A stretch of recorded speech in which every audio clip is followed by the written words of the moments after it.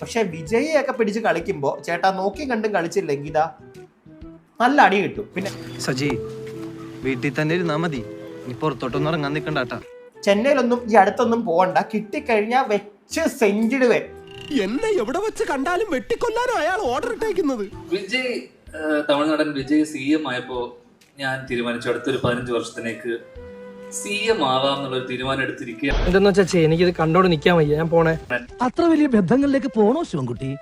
Ration കട മറന്ന് മണ്ണെണ്ണ വാങ്ങണോ? നമുക്ക് 15 വർഷത്തിനുള്ളിൽ നമുക്ക് ചാരിറ്റി ഒക്കെ ചെയ്യണം. ആൾക്കാരെ പറ്റിക്കാൻ കണ്ണിൽ പൊടിയുന്ന ചാരിറ്റി ഒക്കെ ചെയ്ത് വിജയ് ചെയ്ത പോലെ